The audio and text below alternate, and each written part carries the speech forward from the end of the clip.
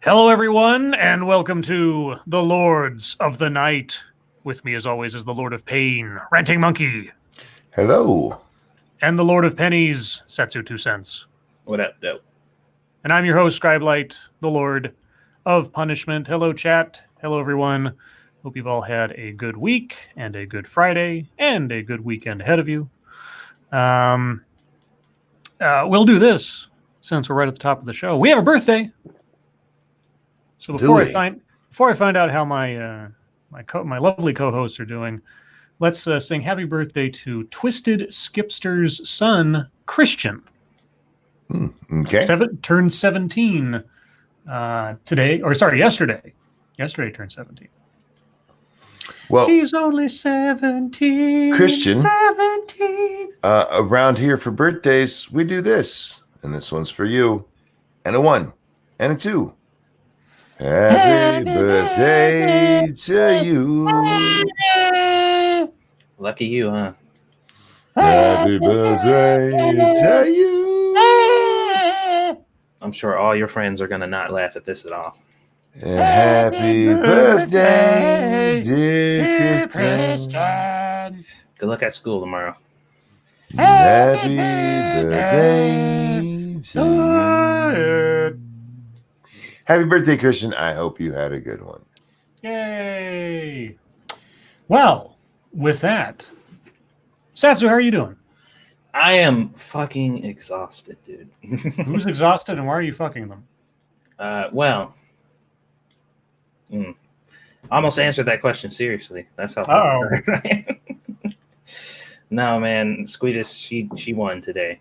She absolutely won. She was not having it at all, and she refused to let me sleep or get a nap or anything in today. She did everything she could, and when Squishy got home, there was a screaming child on the couch right next to me, and I had my face in my hands, and I was just like, Squishy walked in, and she was like, "Are you okay?" And I just got up and walked away. Like, I can't fucking deal right now. So yeah, it's been an exhausting one. I'm assuming it has something to do with her teething. I'm not sure, because she doesn't seem to respond to any of the soothing methods that they recommend you do when a baby is teething. Also, there doesn't really seem to be anything, like she's not like directing you to that or like doing anything to indicate that is the problem. So I'm a little confused, but we'll see. It's just been a stressful day. A little confused and stressed out. Welcome to fatherhood. Yes. Also, Twitter. Yes. And Monkey, how are you doing? I'm pretty good. All 3 grandchildren were over, and I accidentally fell asleep on the couch just a little bit ago. Woke up. Lady Monkey's yelling at me, "Monkey, you need to wake up. You got a show to do." And Pumpkin crawls up onto the couch and gets right in my face and yells, "Ah!" So wake up, and there's the cute little baby face right in my right eye. I'm like, all right, I'm awake. Yeah, it was cute. Cute way to wake up. I didn't mind too much. How you doing, Scribbles? I am okay. Work was busy but manageable, and I had a little interesting experiment on the live streaming stuff when I got home, but I'll talk about that at YouTube time. But otherwise, it's all right. So with that, Monkey Dick, Jim Jones, movies, video games, hit that like button if you haven't already. And of course, many of you haven't. Please do. And also share our stuff. Share it far, wide, and sideways, diagonally, any which way the pieces on the chessboard go, because YouTube will not. So before we get into the wonderful world of the schnuzz, anything to plug or announce? Are you guys Dark Souling it tonight? Yes, we are finally going to finish up Dark Souls 1 tonight. All right. That should be fun. All right, and that'll be right after the stream over on 2 Cents Plus. So if you guys aren't already subscribed to 2 Cents Plus, you should go do that. All right. Well, the impeachment went on today. Again. Good. Apparently, they will be finished. The Democrats will be finishing their arguments tonight at some point. I listened into a bit of it, and once again, it was just another clip show telling us what we already knew, or things we'd already suspected, or whatever. And nothing new was to be had there. So, not much else to report. There was more wonderful rhetorical devices used today. Nadler out loud called Trump a tyrant. Dictator. What else? How do you call an elected official? Well, they're going to his comments regarding the Second Amendment. Not the Second Amendment, sorry. What's the Second Amendment? Or Article 2 or whatever? 2. Yeah, Article 2. Article 2, that he said on the news or something basically allowed him to do anything he wanted. Oh. Yeah, because they weren't paying attention to the context of what he was actually talking about. Yeah, and just like with so many things, it's like, okay, there's what, and I know this is a tough thing to understand, but there's what he says out loud, and then there's what he does. And what he says out loud and what he does are two completely different continents separated by an ocean of inaction most of the time. So even if he had said that, has he done anything he wanted?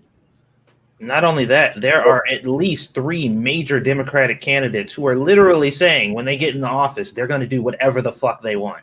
Yeah. Well, I mean, anyway. To your point, Scribe, they think he has. That well, yeah, in at least 1 or 2 instances, they think he has, yes. But yeah, I really do cringe at coming to the defense of Donald Trump of all people. But the Democrats are not taking this seriously. They haven't from the beginning, and I don't blame the Republicans for not taking it seriously either, because it was started under just such nonsense political theater. How dare you, Scribe? I know. It's a very solemn thing. No, solemn. I remember right before they made the big announcement, I tweeted out like 2 minutes before they started the press conference. I said, any bets on how solemn this event's going to be? And the first word out of Nancy Pelosi's mouth. Nancy's been awfully absent from this in the last few days. I haven't heard or seen from her much at all. So letting Schiffy take most of the blunt of this. So let's see what happens next in the impeachment. Let me get up to the little thing. Tomorrow, the trial resumes at 10 a.m. Eastern Time. President Trump's legal team will begin their opening arguments. So this has been the Democrats' opening arguments with rebuttals from Trump's team. And then tomorrow, it's Trump's team with rebuttals from the Democrats. So essentially, you're going to have a mirror image of everything we've seen in the last couple of days.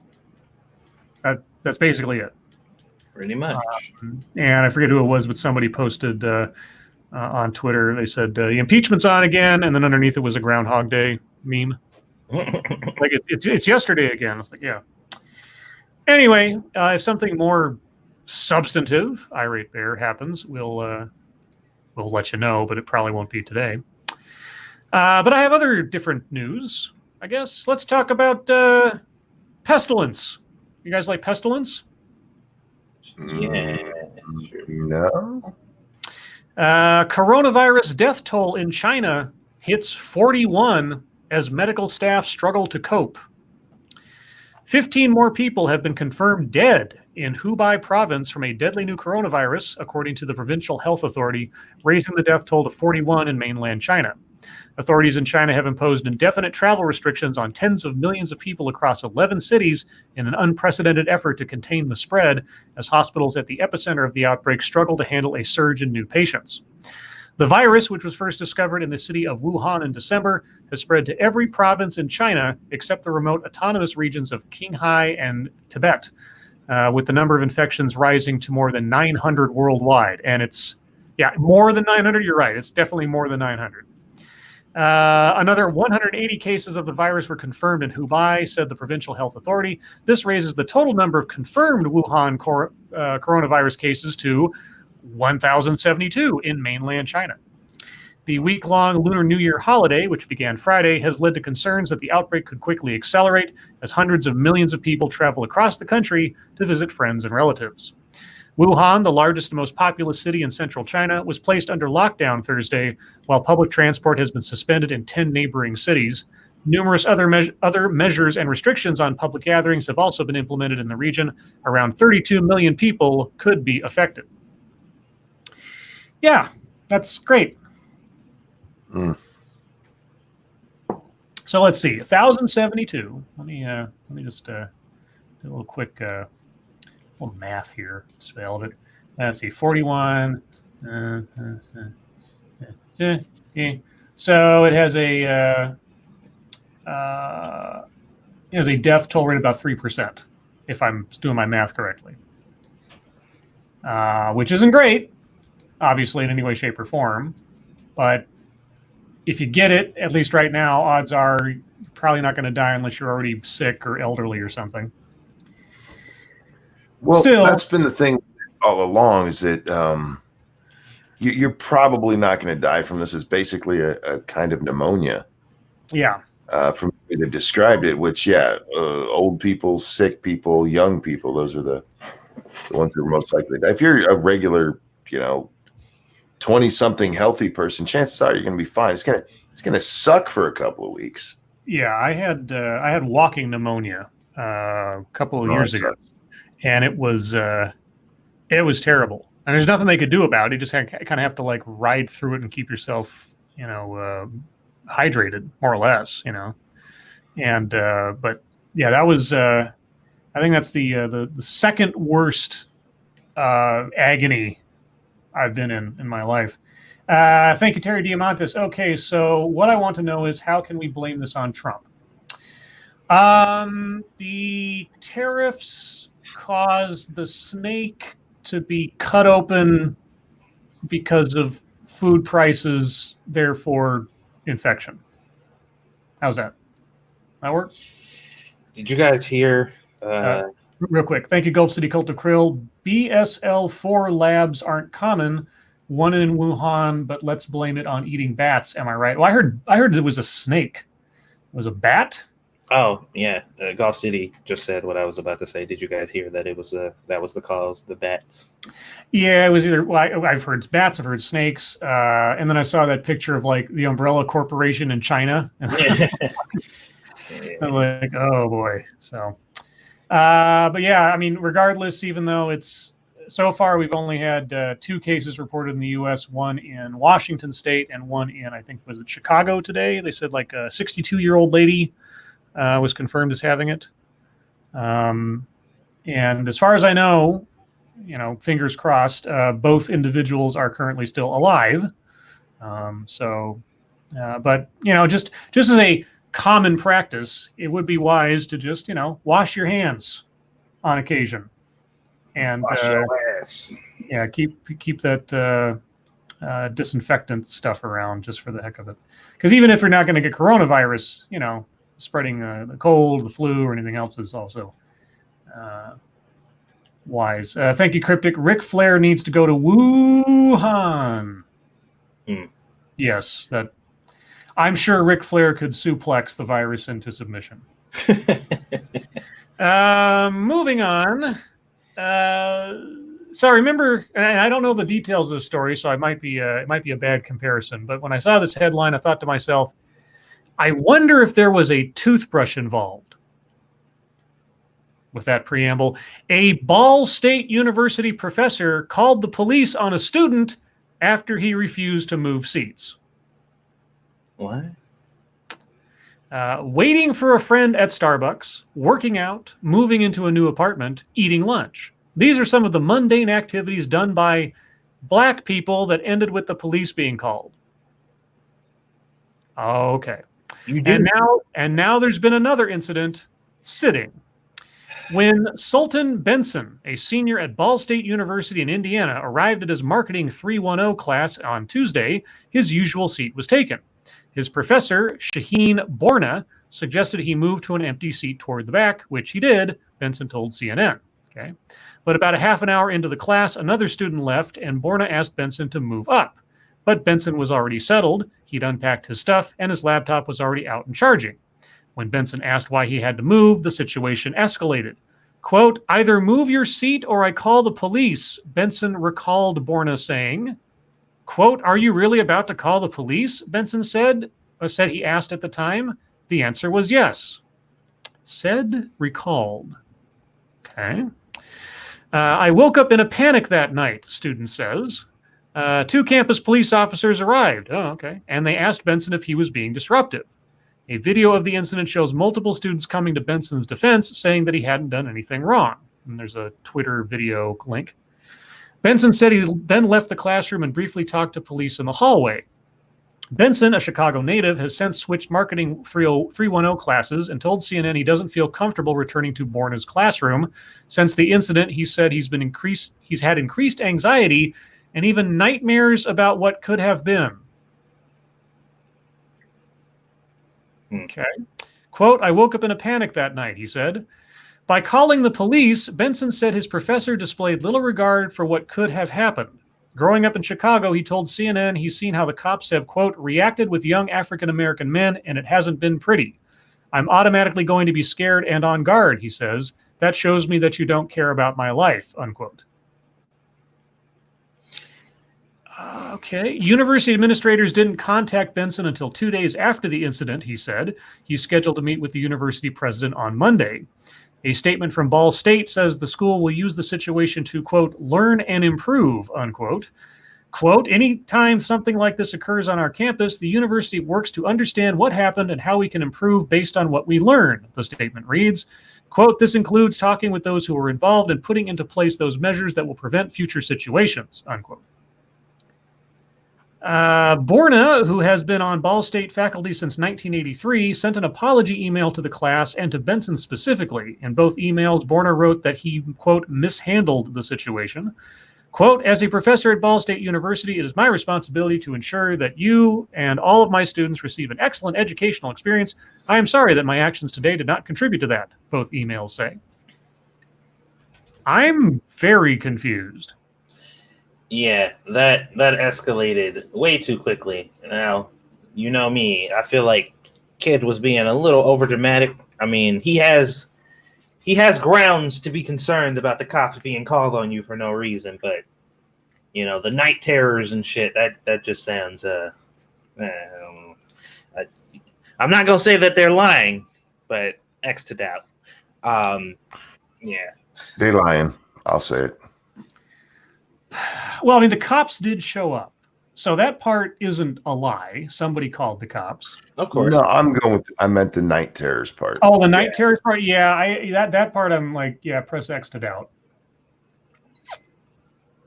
But yeah, there's not video of, I guess, the inciting incident that led to the cops being called.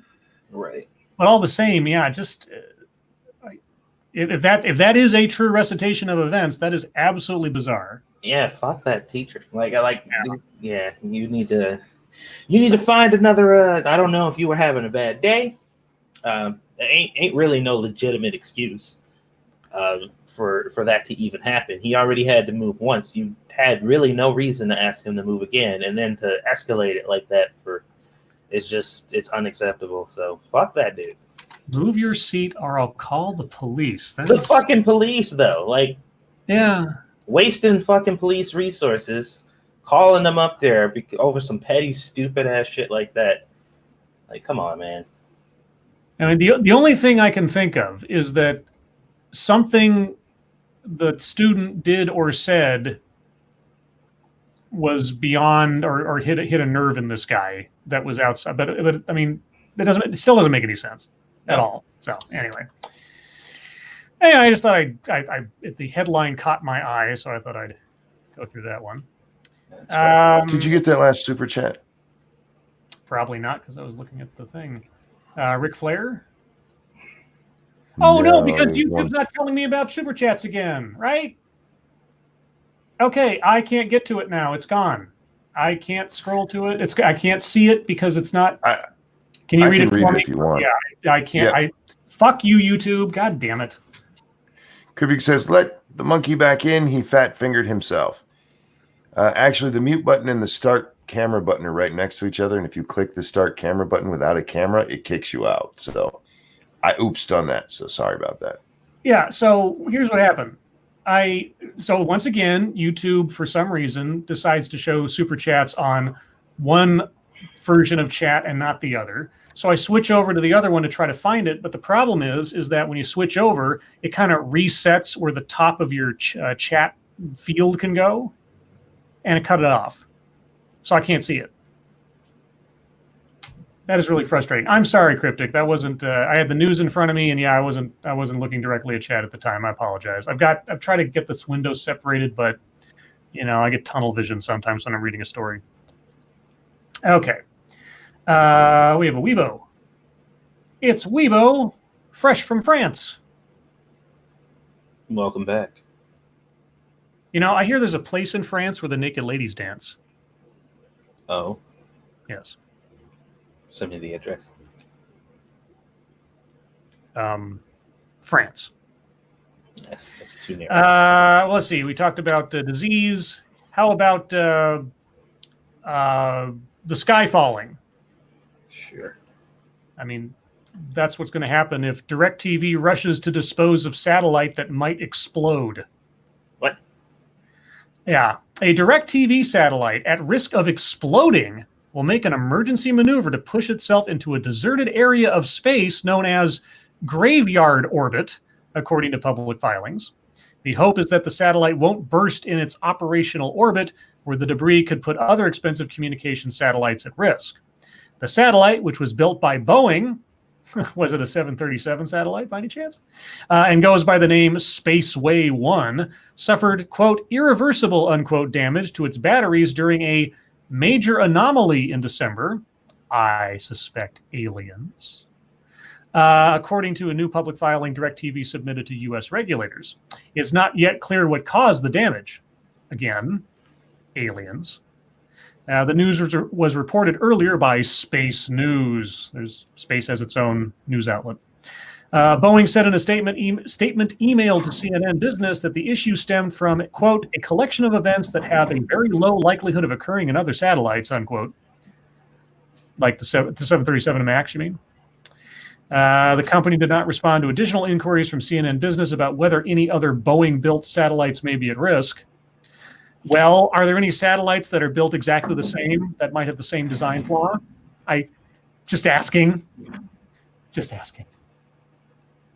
Anyway.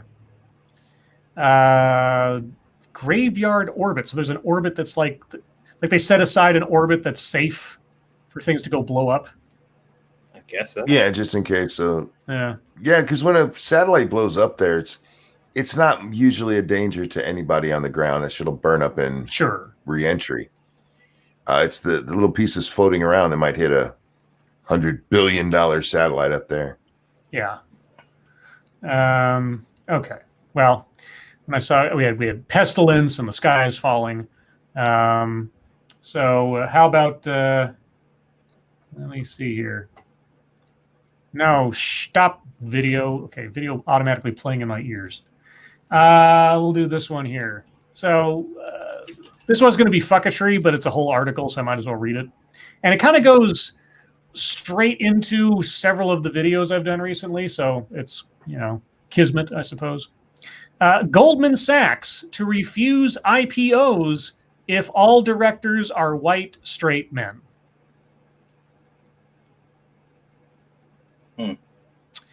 The era of the white, all-male board is coming to an end. Goldman Sachs Group Incorporated Chief Executive Officer David Solomon issued the latest ultimatum Thursday from Davos. Wall Street's biggest underwriter of initial public offerings in the U.S. will no longer take a company public in the U.S. and Europe if it lacks a director who is either female or diverse. Asia is not yet included in the firm's new policy. The mandate is the latest in a series of signals that non-diverse boards and management are unacceptable. BlackRock Incorporated and State Street Global Advisors are voting against directors at companies without a female director. Public companies with all-male boards based in California now face a $100,000 fine under a new state law. Quote, "It's what big investors are looking for these days," said Fred Folks, a management professor at the Boston University Questrom School of Business. Quote, "If the board has all white males, that's a big negative," unquote.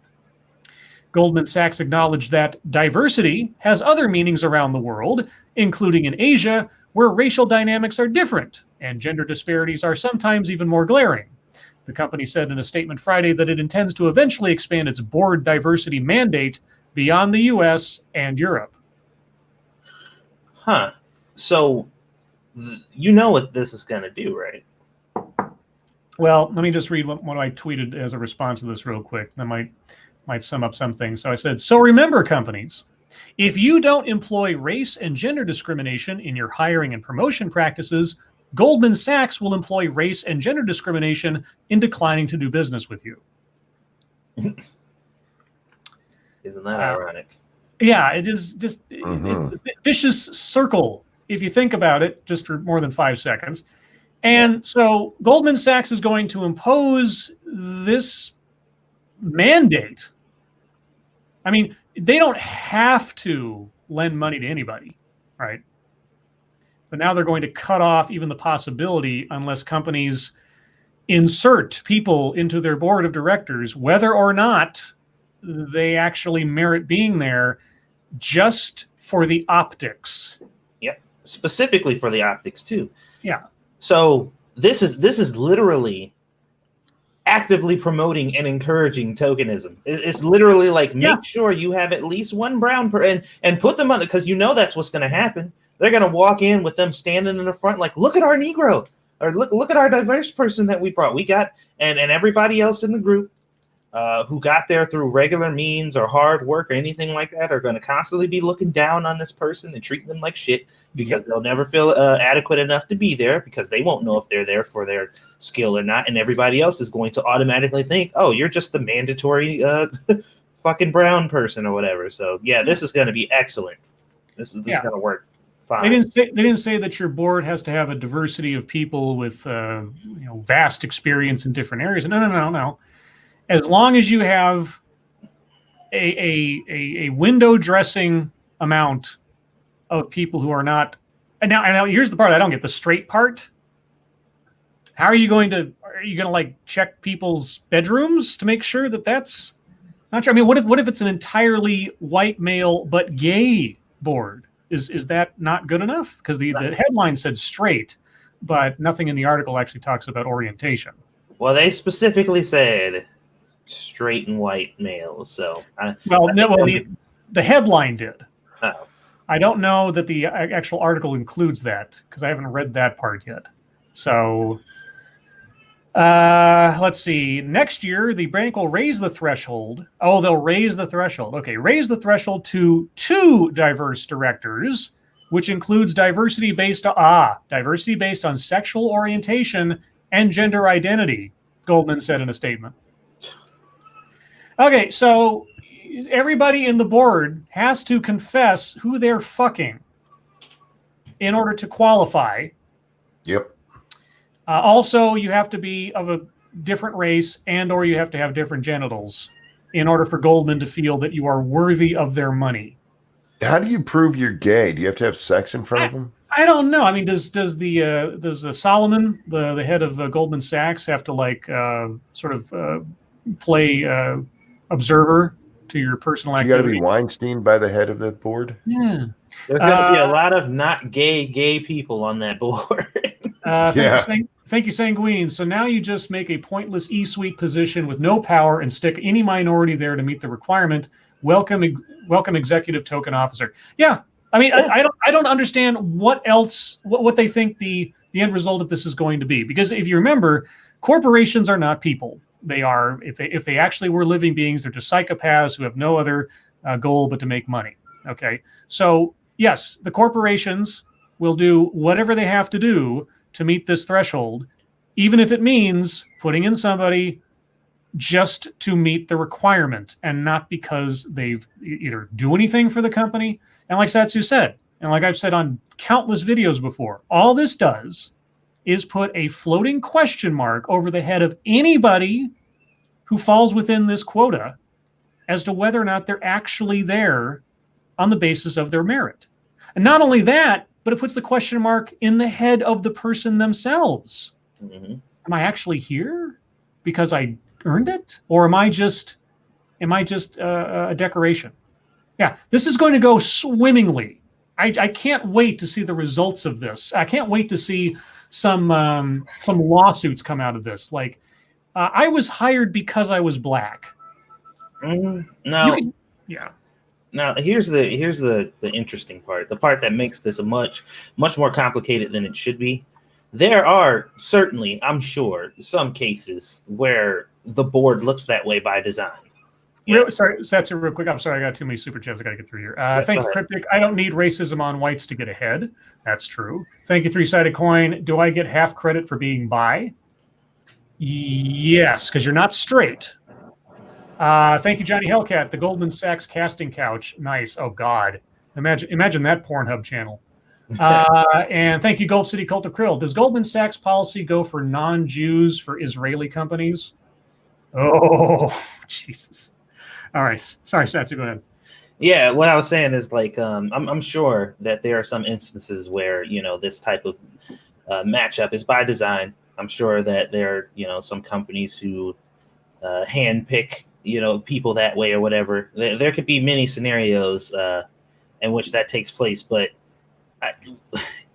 there's going to be, they need to find a way to do this and not like alienate these people, because I can't see how this is a direct mandate, something that has to happen. And you get hired into a company and see that you're the only diverse person there and not feel like, okay, what the fuck is going on here? Well, P-Dog came up with the perfect solution. He says, thank you again, P-Dog, for the donation. I volunteered to be on the board of 77 companies for $100,000 per year for a company.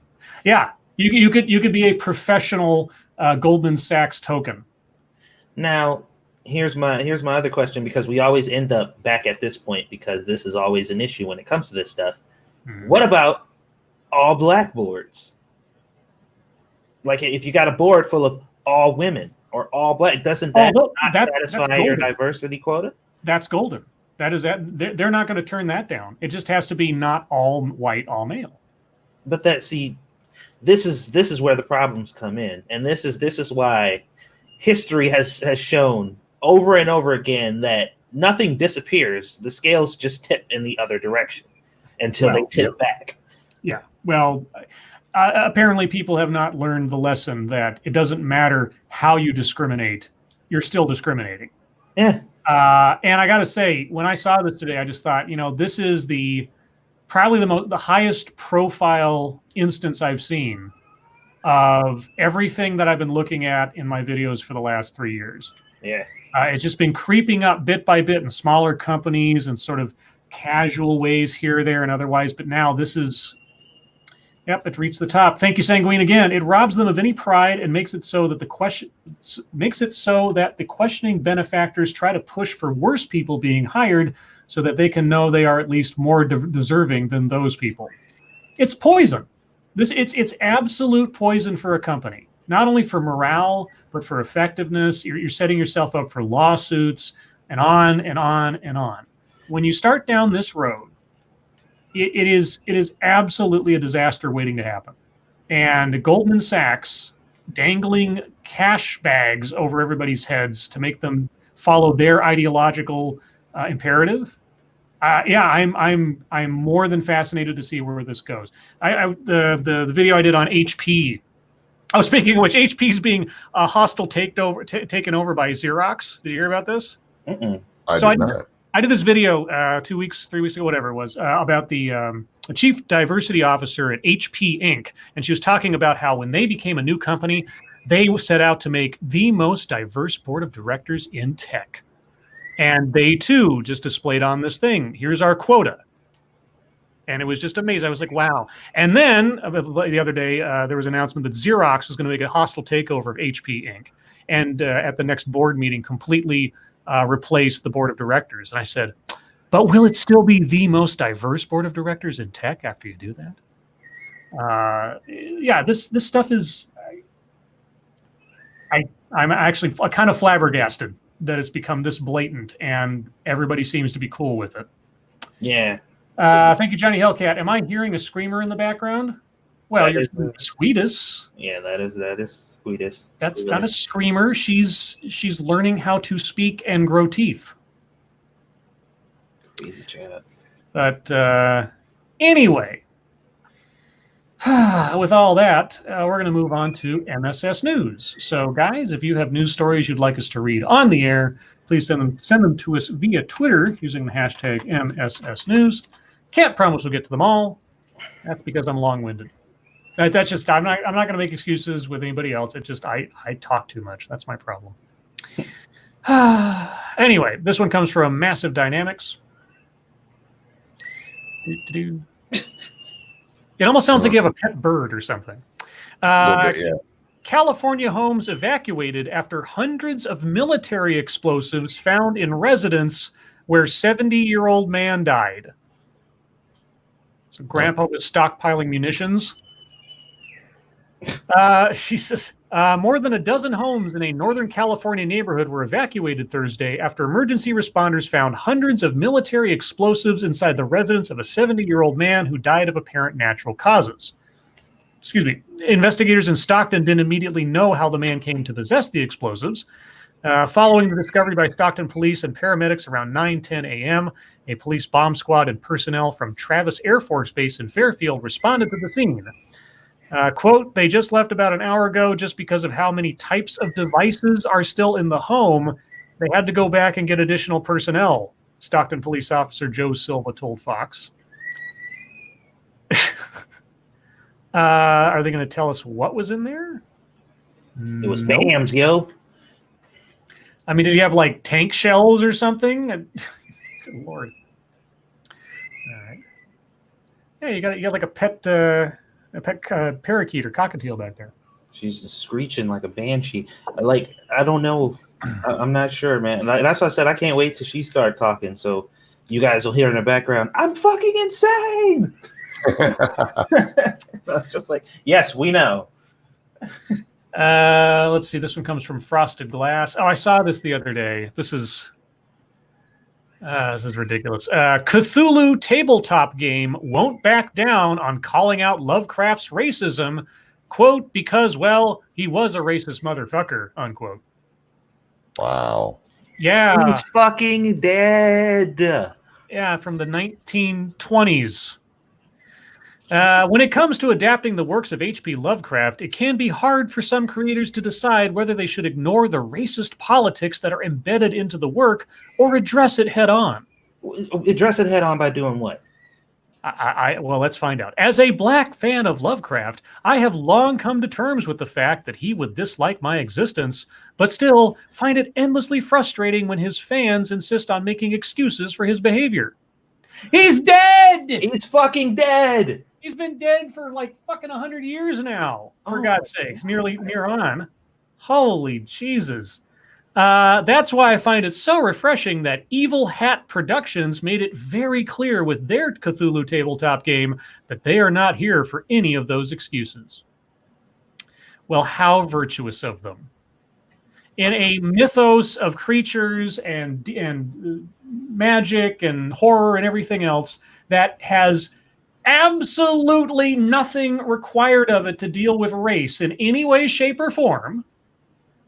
Wow, they're letting us know that they're not racist, guys. The team posted a page from their book, Fate of Cthulhu, which outlined their stance against Lovecraft's politics.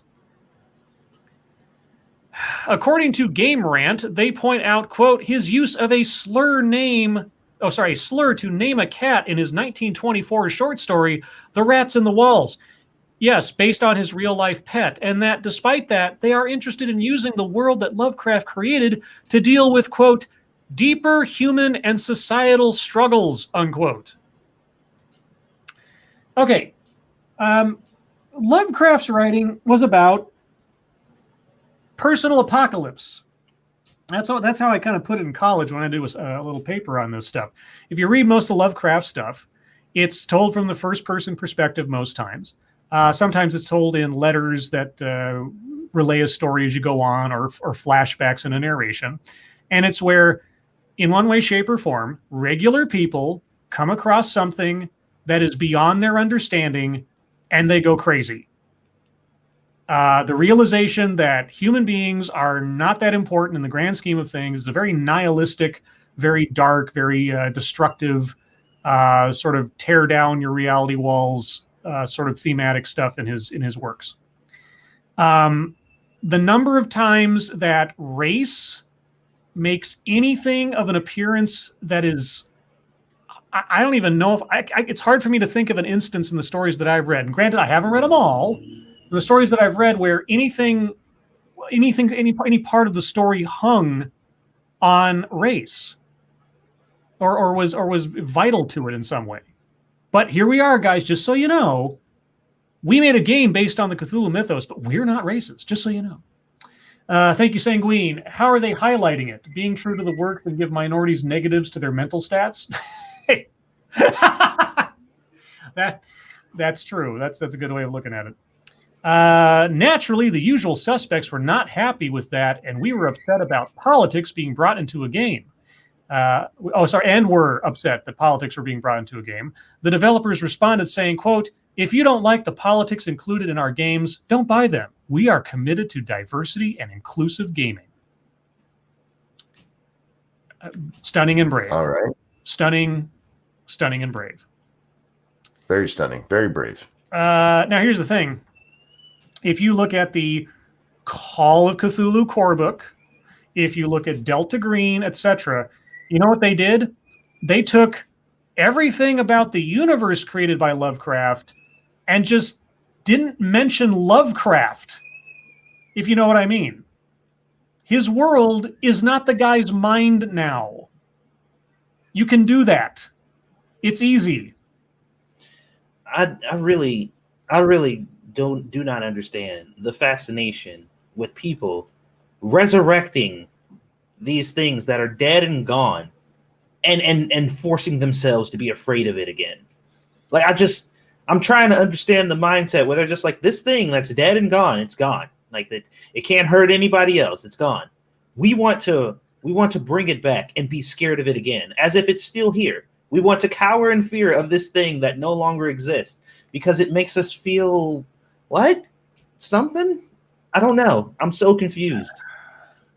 You know, Rats on the Walls, the story that they cite there with the cat that had the racist name, that was one of the first and scariest stories of Lovecraft's I ever read. Because I remember I actually did read it like in a dimly, like sitting by a lamp kind of thing in the dark kind of deal. That story was fucking scary. And the name of the cat, I was like, well, this is written in 1922 or something, or 1924. Like, and it had nothing to do with the story. You could have named the cat anything else, and it wouldn't have changed anything about the story. Thank you for your sided coin. All hail the mighty glow cloud. Are you talking about Azathoth or Yog-Sothoth? Thank you, Johnny Hellcat. Leo Tolstoy never hired a black proofreader. Canceled. And thank you, Cryptic. Worlds of Warcraft stole a lot of Lovecraft's ideas. Lovecraft's stuff is all over the place. It's inspired stuff. He had a writer's circle way back when that he invited people to collaborate with him and take his ideas and names of things and use them in their own stories. Robert E. Howard, the guy who created Conan the Barbarian, he used a lot of Lovecraft's deities in some of his stories. And so technically, Conan is part of the Lovecraft mythos, or the Cthulhu mythos, technically. If you want to get all genetic threads of literature. But anyway, I could go on, but we have other stories. Unless you guys have anything else to say about it. No. Okay. Let's see. This one comes from Shrouded Angel. I think I saw the pictures of the aftermath of this earlier today. Britain's hardest policeman proposes to girlfriend after surviving machete attack. Oh. This guy got hit in the head a couple of times with a machete. A hero police officer who survived a frenzied machete attack has proposed to his girlfriend on a trip to New York. PC Stuart Outen was struck over the head with a 2-foot-long blade by Muhammad Radwan, who was today sentenced to 16 years. The victim's long-term partner and fellow Met officer Lizzie Matthews was among dozens of officers who raced to the scene after hearing about the incident. She heard about the attack on police radio and stayed at her boyfriend's bedside as he recovered from a critical condition in hospital. PC Outen told the Evening Standard that he proposed to PC Matthews on a holiday to New York in October, a couple of months after the attack. He popped the question at the 1,200-foot One World Observatory in the Freedom Tower. So if you look at this guy, he's got scars on the side of his head and everything. If you can find the photos, and I don't think they're included in this story, but if you find the photos of the aftermath or watch the little video they have here, this guy got fucking. He's made of stone. This guy's and I'm glad that guy went away for a long time because attempted murder, for God's sakes. I'm trying to cut the guy's head open. Anyway, good for him. Hope they live happily ever after. Let's see. Shock tweet. This one comes from the original Shroom. Ted Lieu tweeted this out yesterday. Can we please set the record straight? Soliciting a foreign government to help your re-election campaign is a crime. It is illegal. Prison is one of the punishments. And then John Cardillo, who is a member of Newsmax, said, shock tweet, Ted Lieu demands Hillary Clinton be prosecuted for hiring foreign spy Christopher Steele to tip 2016 election by fabricating dirt on Trump via Russian government sources. That sounds familiar. Yeah, it does sound familiar. Let's see. This one comes from Moonshock.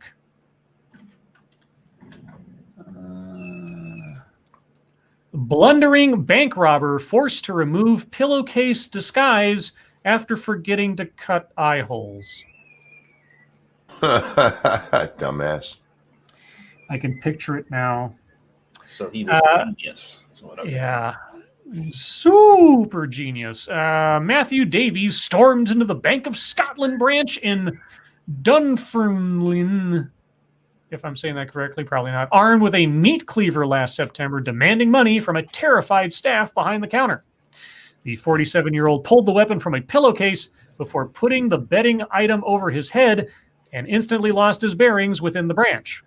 But the High Court in Glasgow was told Davies had to quickly to remove it because he hadn't created eye holes. He still managed to get his hands on almost £2,000 after repeatedly battering a glass partition at the bank's counter with the meat cleaver and threatening to harm a female customer. Before sauntering off, he was spotted petting a dog. He was eventually caught after a brave customer from the bank followed him home and then called police. Super genius. Was he like special needs or something? What the fuck? I don't know. Sounds like. Yeah, criminal mastermind right there. This one comes from Mashisu. Didn't take long for someone to pilfer weed from a bin placed at Midway for travelers to ditch their stash. This is a Chicago Tribune story. One person's trash is another person's stash. Chicago police say someone apparently stole marijuana this week from one of the blue boxes placed at Midway Airport for travelers who need to dispose of their weed before they get on a plane. I didn't know such a thing existed. The marijuana amnesty boxes were placed there and at O'Hare International Airport earlier this month when it became legal to possess marijuana in Illinois. It's not illegal to have it at the airports, but possessing marijuana is still illegal under federal law, and airspace is regulated by the federal government. The boxes give people a chance to get rid of their marijuana to ensure they're not breaking federal law and won't run into an issue when they land at their destination. That's exactly what someone did Monday, according to Chicago police. Yeah, well, if you have a box filled with like free weed just sitting there, I'm surprised it hadn't happened before. Okay. Did it say how much? They have no idea how much was stolen because they don't know what was in there. All right. Well, That seems like a given that's going to happen. It also seemed like a victimless crime because they were throwing it away anyway. Of course, it is city property. That's what they say, but okay, because the cops like, damn it, somebody took our stash. Yeah, cops are going to smoke it. Let's see. Okay, this one comes from Fairly Becca, and I think I heard about this earlier. Come on. Massive West Houston explosion, and an ad pops in my face. Cool story, bro. Yeah, tell me about it. Let me try this again. You gonna let me read it now, or are you gonna have another ad pop in my face? Oh, you're thinking about it. Yeah, another ad. Okay, great. Okay, let me try that again. Massive West Houston explosion claims 2 lives, devastates Gessner area neighborhoods.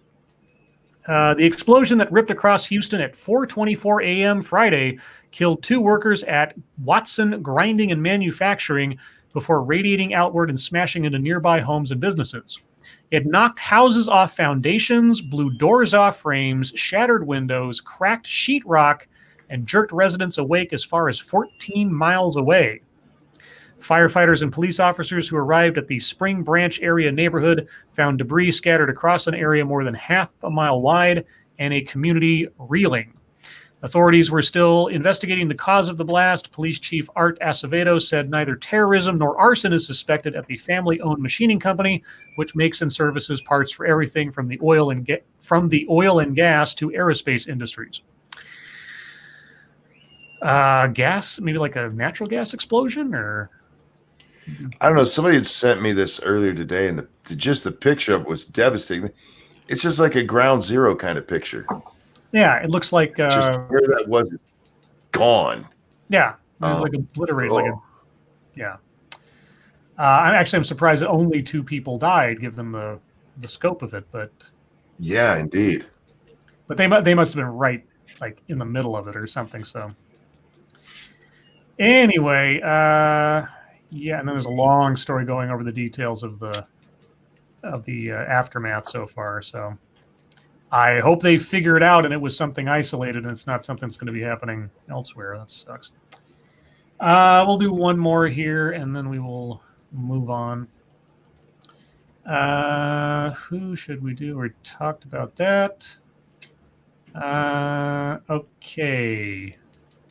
This one comes from George Mason, and it's a story from the Daily Wire. Laura Ingram reveals emails tying an ad in my face. That's how I'm going to do that whenever an ad pops up in the middle of me reading. I'm just going to do that. Laura Ingram reveals emails tying alleged whistleblower to Obama White House meeting on Burisma corruption and Hunter Biden. Oh. Okay. Fox News host Laura Ingram revealed emails on Wednesday night that connected the alleged Ukrainian whistleblower, right? The alleged Ukrainian, that I will not say their name because I don't even know if that's still a crime here, with a 2016 meeting that the Obama administration held with Ukrainian officials about corruption involving Ukrainian gas company Burisma. The emails also discussed whether the role that 2020 Democratic Party presidential candidate Joe Biden's son, Hunter Biden, had with the company could complicate any investigation. Quote, the chain centers on a request from New York Times reporter. I don't know whose name I'm not supposed to say, so I'm just not going to say names because I don't remember what the person's name was, but she names a bunch of people in here, and I'm not going to say their names. The first name starts with an E, if that helps you. I'm not even going to risk it. In May of 2019, an email was sent to State Department official person about a story he was working on regarding an Obama-era meeting with Ukrainian prosecutors. In his request, the person mentions a name who some have reported as the whistleblower. Okay, we have not yet confirmed his name, so we are blacking it out for here. Okay. Ingram read the email, which stated, quote, we are going to report that State Department official person attended a meeting on the White House on January 19, 2016, with Ukrainian prosecutors and embassy officials. The subjects discussed included efforts within the United States government to support prosecutions in the Ukraine and United Kingdom of Burisma Holdings and concerns that Hunter Biden's position with the company could complicate such efforts, unquote. Okay. So, okay. Quote, the timing of their request and the subsequent squashing of the story are very interesting. Biden announced his candidacy on April 25th, 2019. The exchanges we laid out here occur the following week. Now we have some questions. Number one, why wasn't the whistleblower concerned about Joe Biden overseeing Ukraine policy while his son was cashing in? Was it only troubling that Trump himself tried to get this thing investigated? Number two, why didn't this story ever run? Did Biden's team manage to put it down, fearing blowback from his son Hunter's dirty dealings, unquote? Well, those are all interesting questions, but unless they're until just allegations, etc. So, okay. Well, again, not anything we didn't already kind of know, I suppose, except for the fact that there was some story that wasn't reported on. Sure. But then sitting on stories lately has been kind of a common theme amongst several individuals. No. You know, Jeffrey Epstein, that kind of thing. So yeah, right. I just got a notification from Surfing Moose, who commented the original video. The video I just did on the Mantle, the men's panel, has been privated. That's interesting. Well, I'm glad I caught it when I did, because now it's not going anywhere. Okay. Well, guys, thank you so much for all the stories. Appreciate it. Sorry to get to them all, but time's a wasting, as it were. And now I'm going to take a talking break for a minute or two. And Satsu, what'd you do on YouTube today? I didn't really get a chance to do anything. I was messing around with some videos that I'm uploading for that'll be going up over the course of the next couple weeks, but I didn't get a chance to do that for very long because Squeedus was just like, nope. So it was just me and her today, pretty much. All right, Monkey, how about you? I did a couple of streams. Let's see, I did Monkey in the morning. Then I was on P-Dog's 1 year anniversary stream. Oh yeah, congratulations, P-Dog. Indeed. And then I was over with the Common Sense guy. He's a British YouTuber who just wanted some clarification about what's going on with our political system with the impeachment. Then we had just a long talk afterwards. And then I did an after party, and then now I'm here.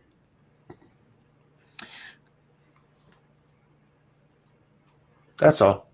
Oh, sorry. I thought you were done. Are we lagging again? Well, I heard you make a sound, but I didn't hear you actually say anything. Okay. Satsu, does it sound like Monkey's lagged from me or vice versa? No, both of you sound fine to me. Okay. Thank you, Cody Fry. Hashtag SCOTUS2056. Yes, ooh. I can see it now. President Aaliyah. So for myself, I got home from work and I did an experiment today. I did a live commentary track to the first episode of Goop Lab, the Gwyneth Paltrow documentary / reality TV show that's on Netflix now. Yep.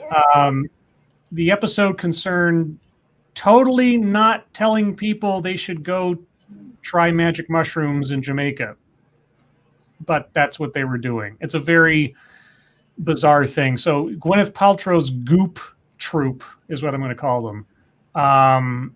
Flew down to Jamaica, and they each, as a group, went to this spiritualist, get connected with the other plane group or something, so they could drink psychedelic tea to help them deal with their deep-seated traumas. And interspersed with this was interviews with, I guess, professional medical people who promote this kind of thing, except their organization is called MAPS. I'm sorry, what?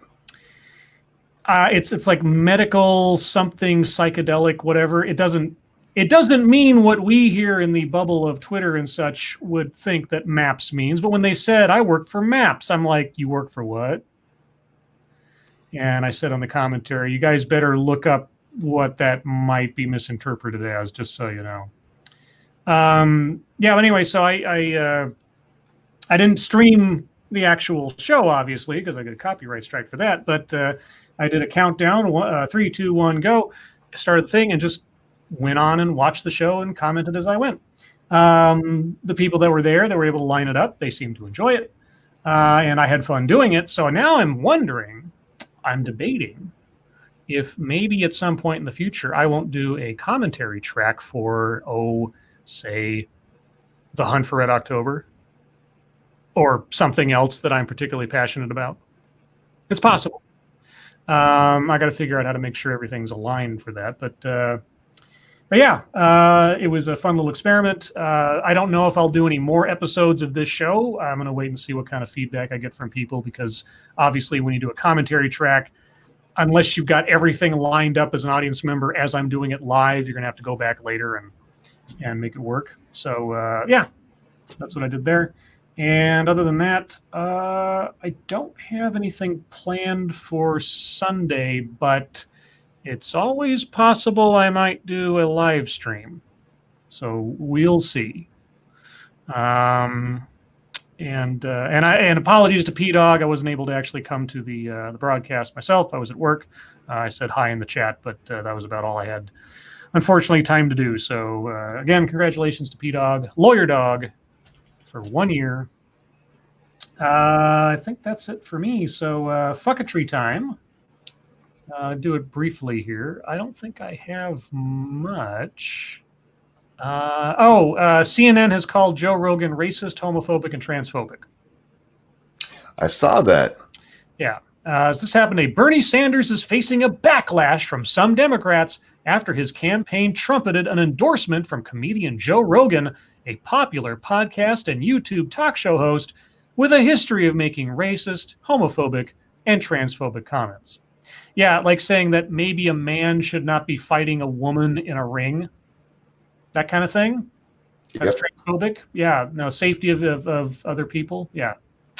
Well, he argues that biological sex is real, so. Oh, that's true. Let's see. This isn't fucketry so much, but Manic did a picture of Scribe, or the avatar thereof, wrestling with all the grandbabies and Squeetus, and it's cute. So I like that too. Joe Biden said this today. DACA recipients are, quote, more American than most Americans are because they have done well in school, unquote. What? It is on my timeline. It's not that far down. It is a video clip of Joe saying that. I'm just like, thanks, Uncle Joe. All right. Let's see. We talked about that. The Washington Post posted this story today. A Civil War era witch bottle may have been found on a Virginia highway, archaeologists say. A witch bottle was some kind of, it was a vessel to trap evil spirits. So it's like a glass bottle, like a beer bottle, but it's got a bunch of like esoteric stuff stuffed into it to try to trap an evil spirit. And I said, and there, off in the distance, do you hear that? That is a hack screenwriter viciously typing out the next installment of the Blair Witch Project using a brand new MacGuffin. Because I'm cynical like that. And let's see. Lastly, there's a book out there right now called American Dirt, and it is a fiction novel that's dealing with nonfiction issues of people coming across the border illegally to run away from gang violence and such. That doesn't happen. Right. And but critics say American Dirt deploys harmful stereotypes about the migrant experience. Quote, this is something I would love watching for cheap entertainment, wrote Esmeralda Bermudez, but this should not be called by anyone the greatest immigrant novel. And if you read the complaints about this, the problem is, and the author themselves say, somewhere in the book, I think they put a notation, or in some interview they said, I wish I wish someone a bit browner than myself was telling this story. And people are complaining that she's too white to be writing a story like this. And I said, I'm flashing back to the complaints over J.K. Rowling appropriating Native American mythology for her Potterverse book, i.e., you cannot be allowed to write anything about anyone unless you're genetically associated with the characters / elements of your story. Because obviously I can't write a vampire story because I'm not Romanian. You see, that's the problem. If only I was Romanian, then it would be permissible for me to write a vampire story. Thank you, Cryptic. Happy New Year's, filthy Westerner. Oh, wait, China. Yeah, the Lunar New Year is going to be not a fun time in China right now, since basically every major celebration has been canceled to try to avoid spreading a disease that's already been spreading for a month before they actually decided to do anything serious about it. Good job, guys. But yeah, that's... oh, sorry, one more. I didn't read the article. The headline was enough. This is from the New York Times, titled News Analysis. Quote, so could struggling to say or read the word she in the context of a president affect our willingness to vote for a woman? What? If you're an idiot, sure. Yeah. So that is the state of our world today from my fucketry. Satsu, what do you have? To be honest, I'd have to. I don't think I have anything. I didn't see anything on Twitter that really stuck out because most of the time I was just ripping my hair out. So okay, is that why Squeetus has a bald spot? She's no. Oh, that's where she stores her demonic energy. All right, Monkey, what do you got? A couple of things. The biggest one today, though, YouTube-wise, was the lawsuit of Onision against Repsion and Chris Hansen. That's right. That was today, you guys. And, well, Onision showed up and asked that the cases be dismissed. Wait, his cases? Yeah. Oh. He asked for his own cases to be dismissed. And there's some pictures going around of him in court. I'm going to share a link in chat if it'll actually let me share it, where you guys can go see how this motherfucker showed up for court. Somebody showed a picture of him from the back. The one with the weird bulge? Yeah, is that what I think it is? There's a rumor going around, and it hasn't been confirmed, and I doubt it ever will be, that he's wearing a bulletproof vest backwards. That may be it. I don't know. I don't see under his clothing. But do you guys know who Billy the Fridge is? Yes, he was. He and Leafy had like a fake beef for some time back in the day. Yeah, he's also what is it he does now? He's on the oh shit. Isn't he part of what Amazing Atheist used to be on that? Oh, Drunken Peasants? Yeah. Isn't he over there now? I don't know. I'm reluctantly going to share this with you guys. And I mean that sincerely. I'm reluctant to share this. I'm not encouraging you to watch this, sincerely. But I'm putting it out there because it is a thing. Billy the Fridge decided he was going to go interview Onision today after all of this happened. Oh, God. Now, I haven't seen the whole thing. Mm-hmm. But I'm seeing people talk about what a dumpster fire it is, and then this clip comes up. This is a clip from Billy the Fridge interviewing Onision, where Onision simulates fucking Billy. Well, now that is a task because Billy is quite a large individual. Oh, it's disturbing. Look,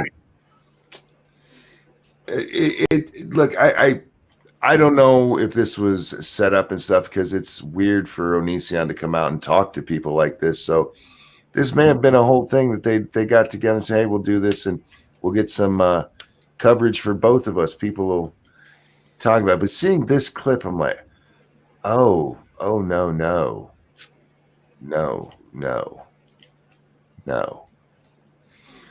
But anyway, so the lawsuits were both thrown out. They were in court for all of, I believe they said it was like 15 seconds for each case. Just asking, hey, can we throw this out? And the judge going, all right, it's thrown out. So that was the biggest thing in the YouTube world that I saw today.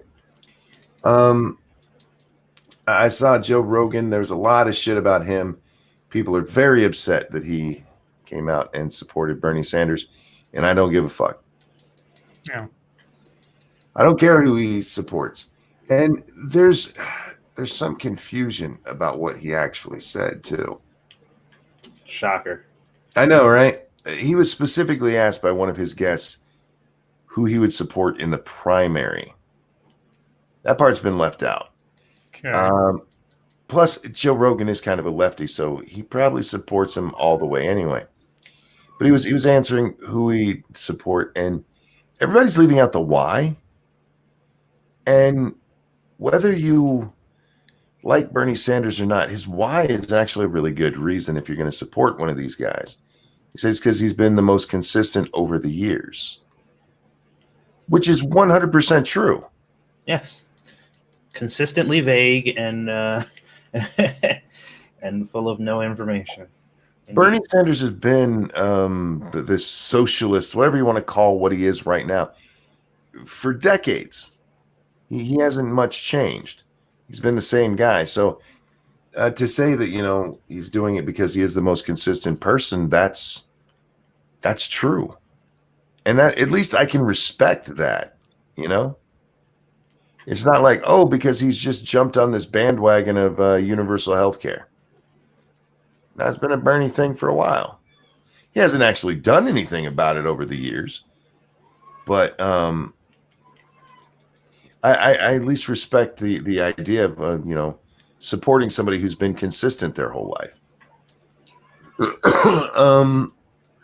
And once again, I don't take my political cues from stars. So, but man, people got mad about that. They're also mad at Robert Downey Jr. for his appearance on Joe Rogan's show. Oh God! Because they were talking about Tropic Thunder. Oh, of course, yeah. Because blackface is evil. Well, Joe asked Robert Downey Jr. If he thought this could be made today and how it was received, and Robert Downey Jr. said at the time about 90% of his black friends approved of the movie and really enjoyed it. What's tripped out though is over on my little black Twitter groups, those dogmatic fucking crazy people who think everything is racist in the world, 100% approve of that movie, almost unanimously. Like they were talking about it and they was like, blackface is horrible. And then somebody would post that picture and they like, nah, this is cool. Like, this is all right. Well, they make the point when they're talking that, that movie is, it's a parody. It's not meant to be taken seriously. Yeah, well, that has never mattered before, but no, and I get you, but that's what Robert Downey Jr. is talking about. Like, no, they most people got that, but the controversy comes in that other 10%. Mm-hmm. That other 10, he's ignoring their plight or their pain or whatever the fuck. The vocal minority. Thank you, Sanguine. Bernie pre-millionaire. Millionaires and billionaires are immoral. Bernie once a millionaire. Billionaires are immoral. That's a fair point as well. Well, you got that. I don't know if somebody had brought that up before, and I'm like, is that really an inconsistency? Because he never stopped saying that millionaires weren't immoral. He just upped the number. Well, he did. He's dropped the millionaire part of it. Right. But I mean, he should have just been saying all along rich people, but that's too nebulous, I guess. Mm-hmm. Well, he kind of fell in that bracket before he became a millionaire anyway. So Yeah, shh. Don't tell people. What else was there about that? Yeah, I can't remember. There was more to it that people were bitching about that this morning.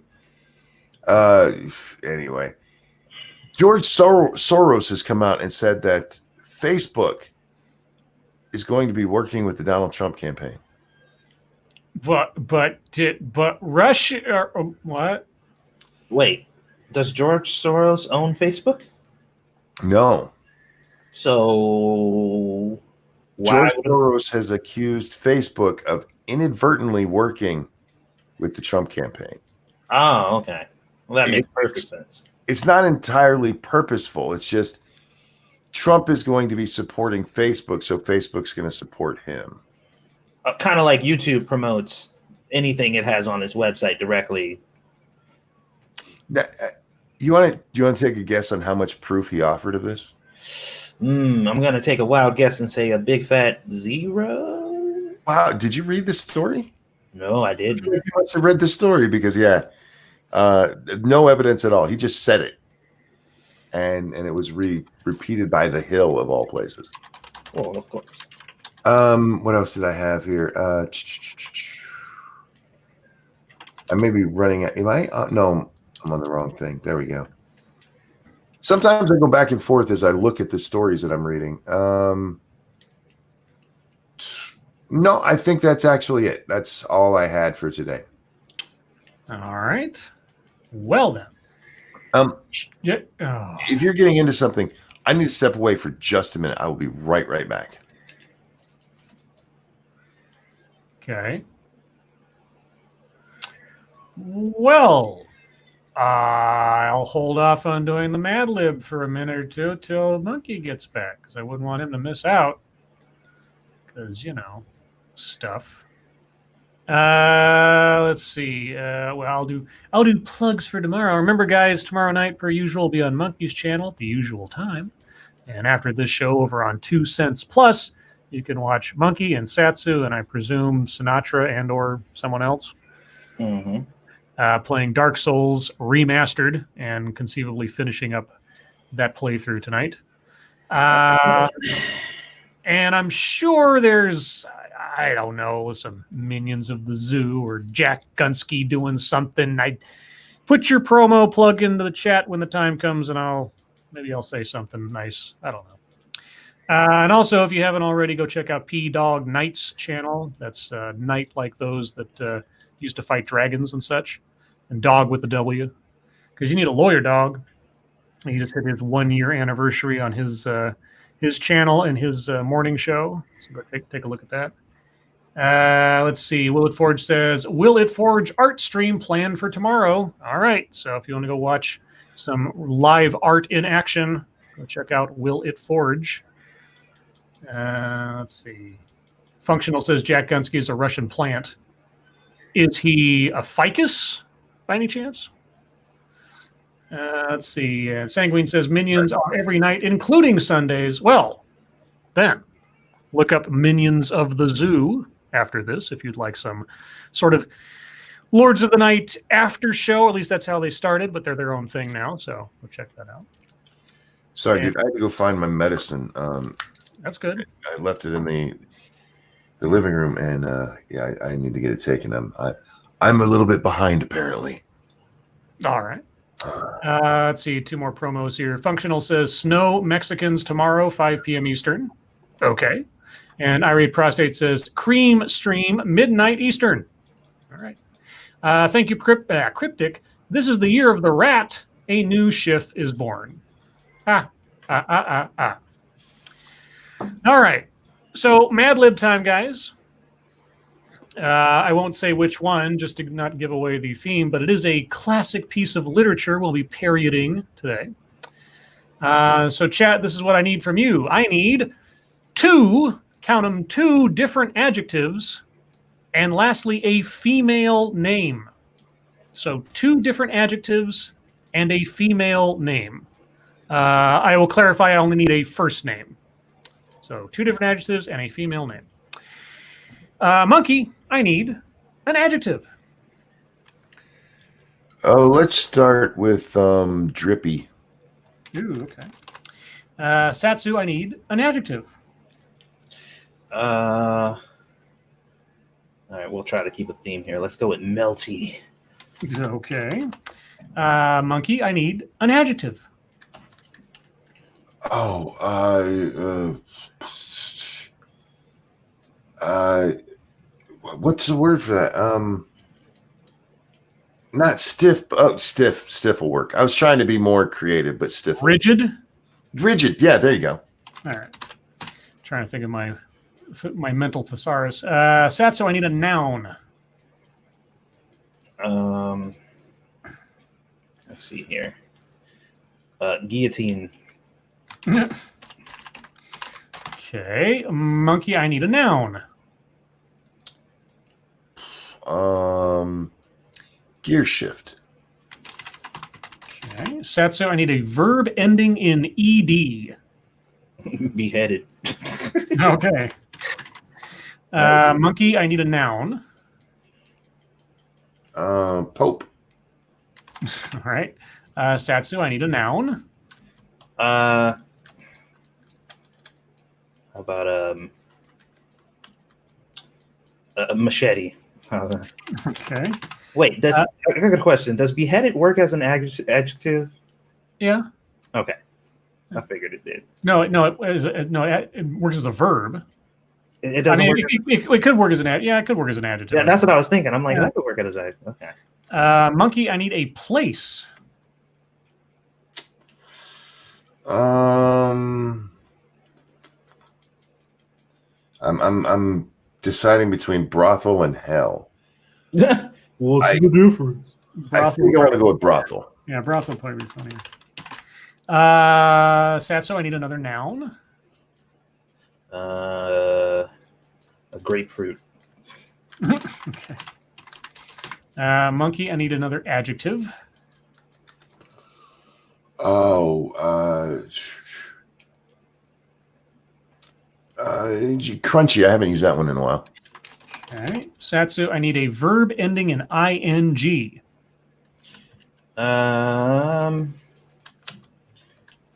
How about flogging? Ooh, there you go. I may have done some of that in my day. Monkey, I need a noun. Gerbil. Satsu, I need a verb ending in ed again. Snuffed. Snuffed. Monkey, I need an adverb. Oh, we don't get many of those.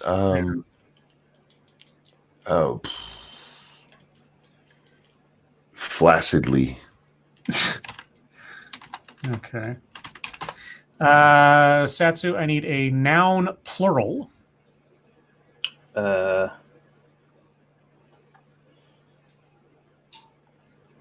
noun plural. How about erasers? Erasers. You just said something that's on your desk, didn't you? No. Okay. Monkey, and lastly, monkey, I need an adjective.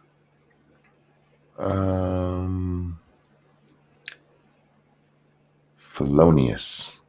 Ooh, nice. All right, so on to chat. Adjectives.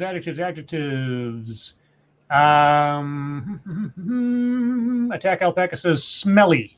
All right, works for me. Next adjective. Sir Quack says foolish. All right. And lastly, a female name. Okay, I need a good female name. Place, no, female name. What's a good female? Let's see, something interesting here. Aaliyah. Okay, we'll do that. Yeah, that's all right. All right, so here we go.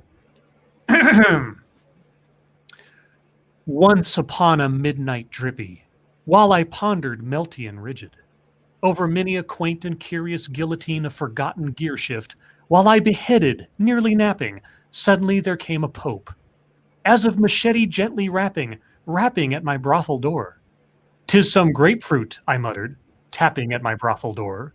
"Only this, and nothing more." Ah, distinctly, I remember it was in the crunchy December, and each separate flogging ember wrought its gerbil upon the floor. Eagerly I snuffed the morrow, flaccidly I had sought to borrow from my erasers surcease of sorrow for the felonious Lenore, for the smelly and foolish maiden whom the angels named Aaliyah, nameless here forevermore. That's not nice. There you go. It's our version of The Raven by Edgar Monkey Satsu. There you go. Oh boy. Some of that actually didn't do too bad. I'm surprised it went as well as it did, actually. Yeah. Let's do one more. I'll do one that's got a very small number of words, and we'll see what we get out of this. So, chat, I need from you a verb, a plural pronoun. Ooh, pronouns. And other person in the room. Okay, well, you can take that to be either someone in chat or someone on the show. That's up to you. So a verb, a plural pronoun. Doesn't necessarily have to be a gendered pronoun, just a pronoun, plural pronoun, and other person in the room. Monkey, I need a person in the room. Well, shit, I'm the only one here. Monkey. Satsu, an adjective.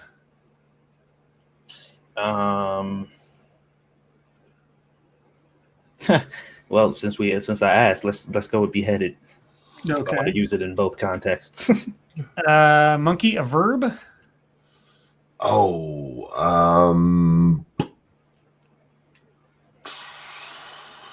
Torture. Oh boy. Satsu, a part of the body. The weenus, of course. The weenus. Okay. Monkey, I need a number. 422. Satsu, I need a noun. Wacky waving inflatable arm flailing tube, man.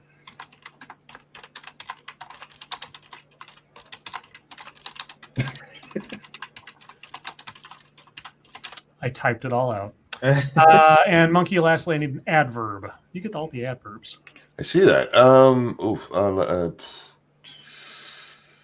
Retardedly. Yeah, that is the perfect one for the wacky waving. All right, so on to chat. I need a verb. Verb. Cannibal Caretaker says fisting. Sure. Plural pronoun. Dark Alile says we. That is true. We. And other person in the room. Moonshock says Hans Gruber. Well, I'll assume that you are watching Die Hard right now. So here we go, guys. This is called The Love Letter. Dear Monkey, you are extremely beheaded and I torture you. Okay. Wow.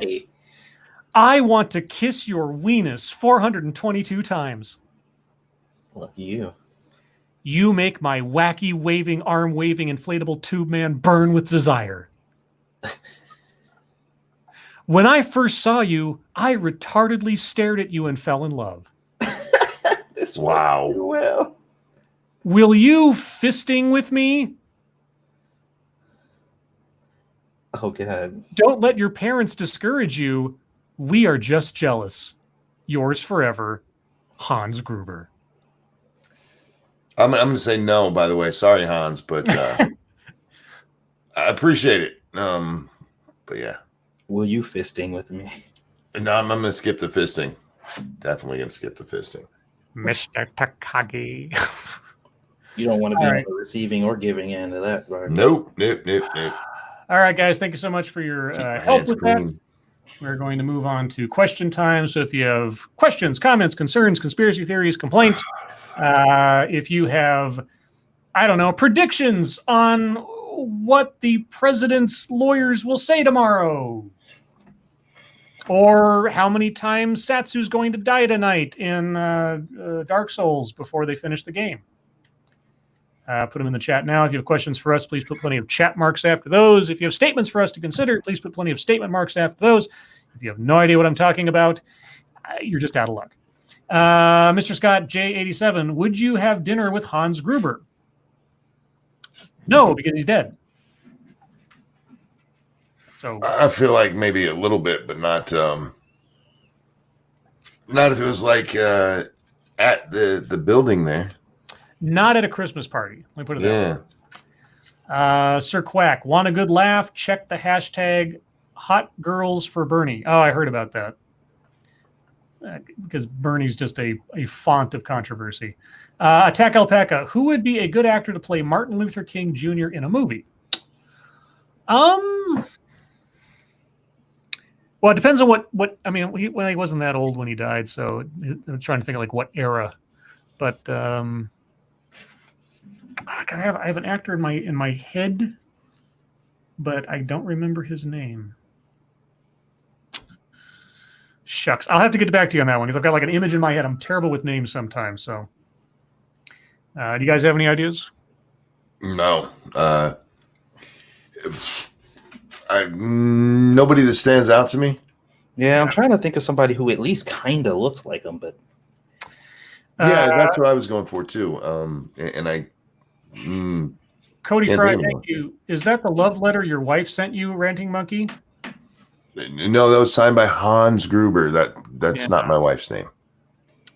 Are you sure? Translation: sure. Lady Monkey. Pirates Creed, Monkey, do you think your back pain is God punishing you for your god-awful singing? It's possible. Wow. It's possible. Wow. That's a cut there. Celtic Mandalore or Celtic Mandalore, depending on. Favorite genre of storytelling and favorite game / movie / book / series in that genre.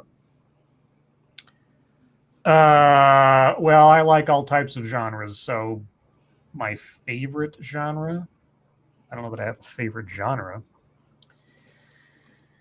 Well, I'll just pick one. Classic noir, and I'd say that my favorite movie would be probably The Third Man. So there you go. You guys got any?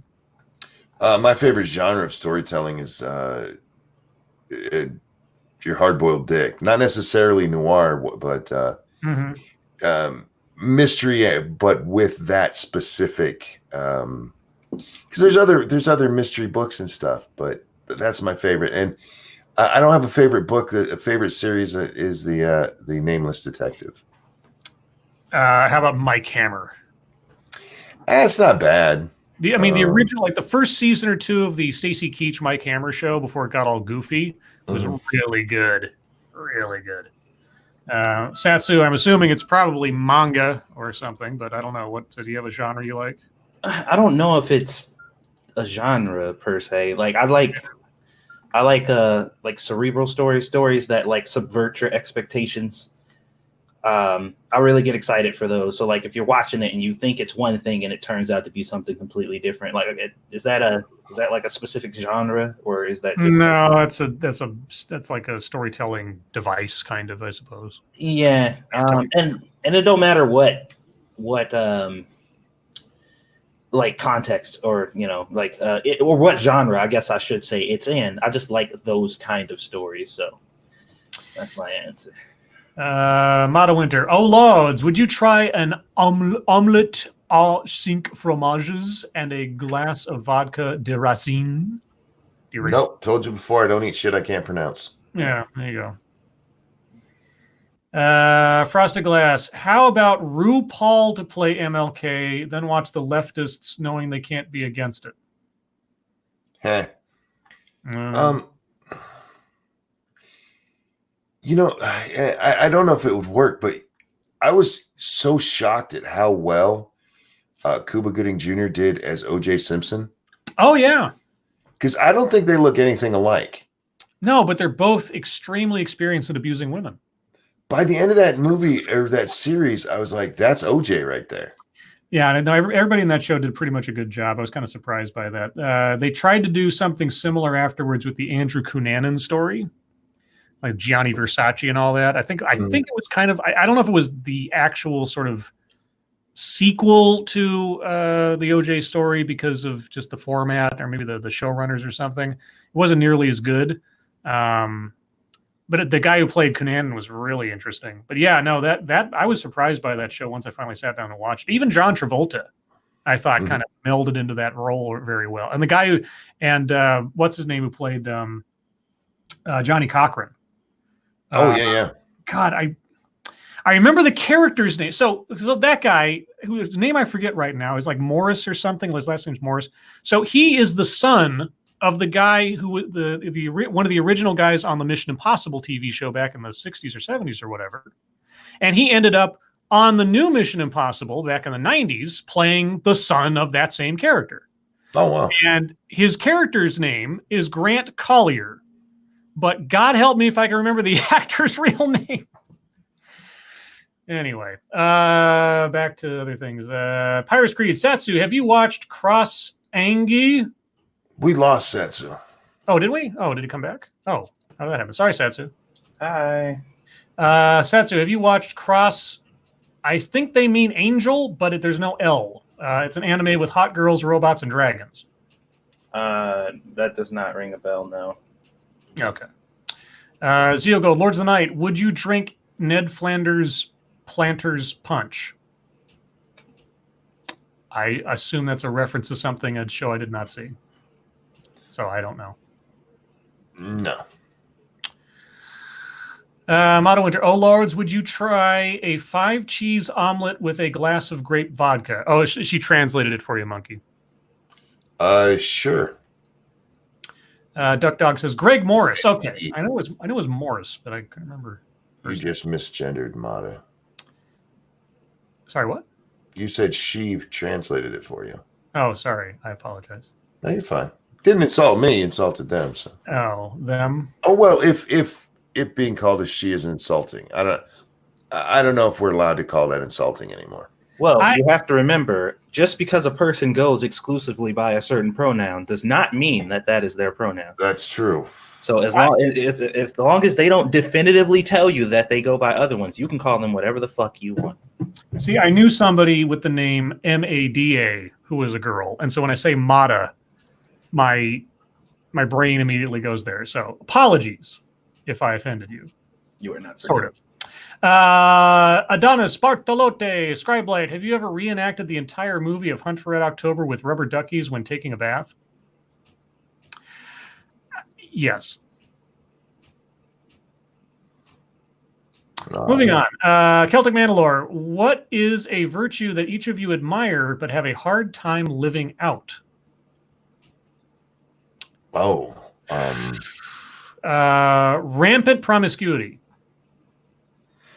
Organization. Oh, okay. Yeah.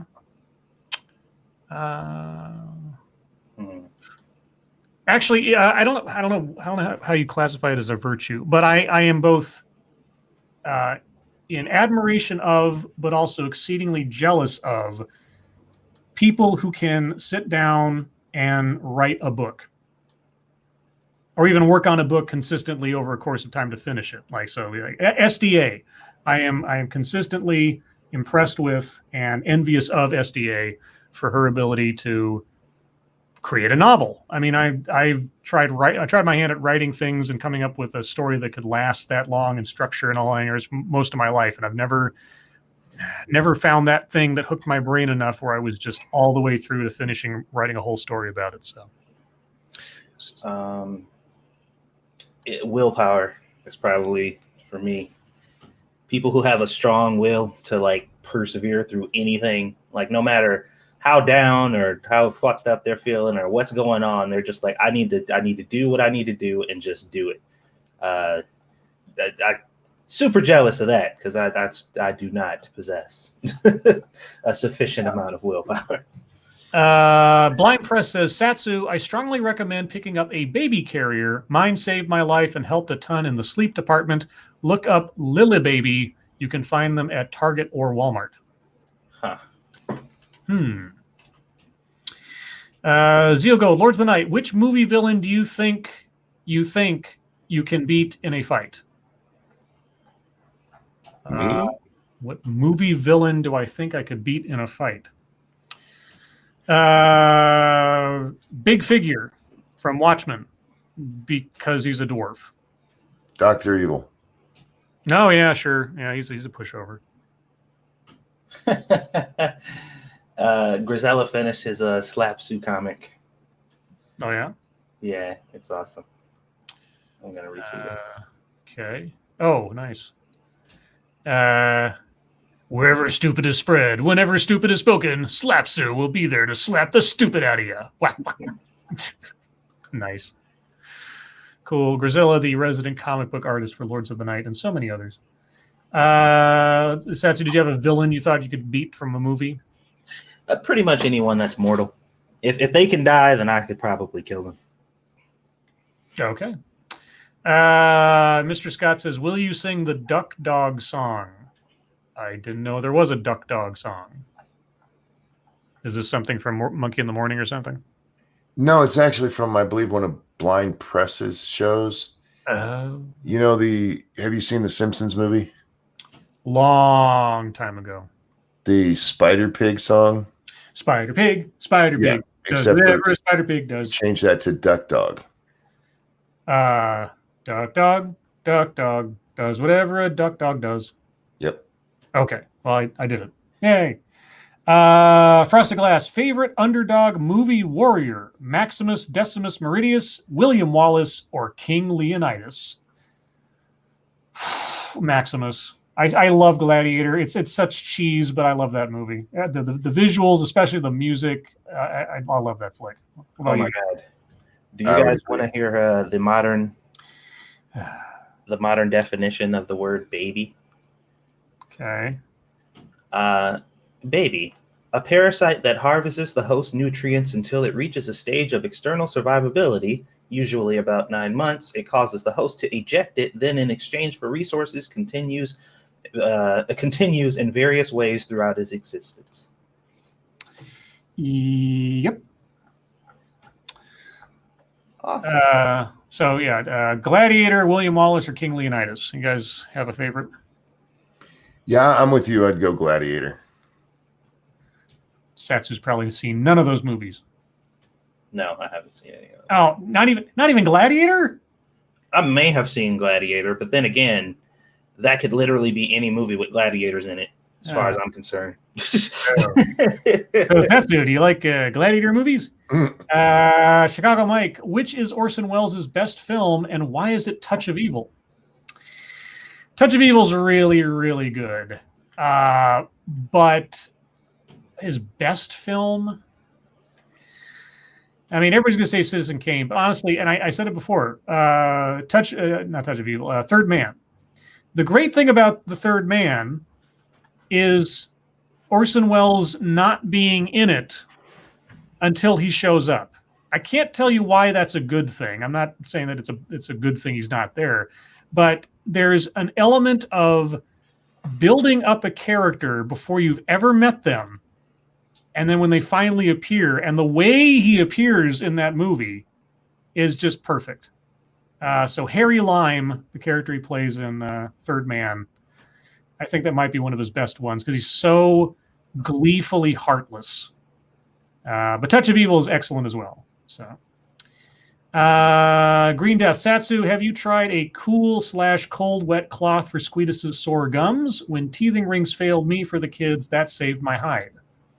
No, I can try that next to see. She needs something. Mr. Scott J87, 1992 Gladiator is the best Gladiator. Why? Because it's Cuba Gooding Jr. That was Cuba Gooding Jr., wasn't it? Gladiator. Also, anybody who mentioned the carrier earlier, I have one. Sorry. Oh, okay. Blind Press says that. Yeah. Mata Winter. Mata Winter. Oh, Lords, what are your thoughts on rum raisin cereal with candied pirate-themed shaped marshmallows? I'm sorry. What? Well, rum raisin cereal. Yeah, rum raisin cereal with because it's rum and pirates. I get you. Yeah. No. Is that like a cereal that like Kellogg's is going to put out called like Piratos or something? I'm just gonna say no. The Pirates of Breakfast. No. Check Your Logic says, if I did a live stream where all I did was mad liberals, would you watch it? Where all you did was mad liberals? I think that's more of a Pornhub thing, isn't it? Sounds like it. Yeah. Yeah, I don't know. I'm not sure about that one. Unless that was autocorrect, putting in liberals instead of libs. But he did a whole live stream of nothing but Mad Libs. It could be fun. I mean, I only do it like once a week or something because it can get kind of tiring after maybe two or more, maybe. But maybe that's just me. Celtic Mandalore, do y'all know anything of the new Doom game and how it is playing so far, and will you play it? Well, I never played the last one. I've watched plenty of footage of the new one where some people got to go to an event and record some. It looks like a hyped up version of the last one, except now you get a grappling hook and you can do more moves in the air and more enemies and different things. So I'm sure it'll do very well. Have you guys played the other Doom? I've not played either Dooms. I haven't paid attention to Doom since the original Doom 2 probably. I'm not a fan or a hater of the game. It's not something I'm interested in. I like watching the speed runs of Doom. I mean, the various types. There's one guy on there, Draku, however you say his name. He did a Doom 3. He's done a whole bunch of Doom 3 speed runs, but he's done a couple that are just like, how the hell did you do that? And without actually glitching anything. I appreciate speed runs that don't use glitches. Actually, the game. I mean, I mean, not to say that people who find those glitches and can exploit them flawlessly, that's also impressive. But I think it's more impressive if you have to go through the game itself within its rules. Let's say. I'm not impressed by the glitch speedrunners. I am sometimes cheating. I am sometimes impressed with the fact that people found those glitches. That's different. Yeah, sure. Yeah, that like they go to that one little spot and they have to jump off this one barrel at this one angle to get into the null space where they can start maneuvering through the level. That stuff is kind of interesting. And there are some exceptions to that, like in the old Doom, people who figured out the timing of where the enemies would be in order to get around stuff and also sort of like slide through the tiny gaps in the walls if you hit it at just the right angle kind of thing. So anyway, let's see. Frosted Glass, am I the only one who thinks the Hawkeye Disney Plus series should feature his father played by Alan Alda? Oh. Ha ha. It would be funny though if they got Alan Alda to play a character in that show and not say anything about it. That'd be funny. That'd be a joke lost on most people though. That's fine. It's a joke for us old people. Zeal Gold, Lords of the Night, favorite G.I. Joe character? Refrigerator Perry. Monkey. I was just about to say Refrigerator Perry because he was like the football player with his own action figure. I thought it was awesome. Yeah. Either him or I always liked Sergeant Slaughter. There's like when he showed up on there, I knew him as a G.I. Joe before I knew that he was a WWF guy. Sure. So I thought the crossover was he went from G.I. Joe to the WWF. But Sergeant Slaughter. There's so many great characters in there. So, I love Cobra Commander. I still love Cobra Commander. Probably Destro was my favorite actual action figure. Oh yeah. Oh, Zartan. I always associated Zartan with Ozzy Osbourne. I don't know if that was intentional on the part of the people who made him. I assume it might have been, but I always thought Zartan was sort of like a universe in Ozzy Osbourne villain. Because he had the masks. He had the different masks he could disguise himself and everything. And I really liked that when I was a kid, like Mission Impossible with the masks and the disguises. I always thought those were cool. Do you have a favorite G.I. Joe, Satsu? No. Oh, okay. Chicago Mike, best Hitchcock film. Ooh.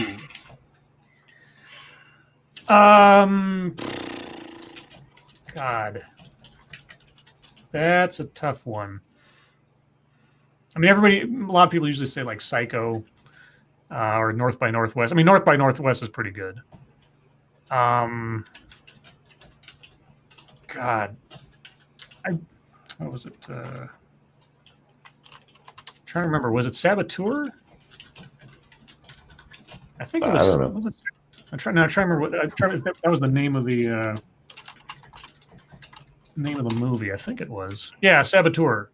Saboteur is really good because it was a noir spy movie, and I think his older stuff before he got famous was actually the better stuff, like sort of his core. A lot of people are saying Rear Window. Rear Window is really good. And it's really easy to spot when people rip off Rear Window because it's just someone observing things out a window. Let's see. Sarjim says, Monkey, what's your favorite naval vessel? Man, we have so many good ones. Probably, though, the United States aircraft carriers, especially every edition as they get bigger and bigger. Right now, we have the what are we on the the Enterprise class? Isn't that the nuclear ones? Anyway, our modern aircraft carriers are just fucking amazing. And if you've never seen one up close, they are an intimidating sight. Yeah, it's a floating city. Yeah, they really are. With the ability to just destroy you in a moment. I'm not a sub guy because I could never get on one of those. My grandfather did that. I've gotten on several subs in my day. I couldn't. It's the Ford class. Is that what they are now? It's been a while since I've been paying attention to them, but yeah, those are impressive. If you've ever stood next to one and just looked up, it's like, fuck. My dad was on what was called an LPH. They land helicopters and stuff, and they could do the vertical takeoff and landing jets, but they rarely did that because it uses so much fuel.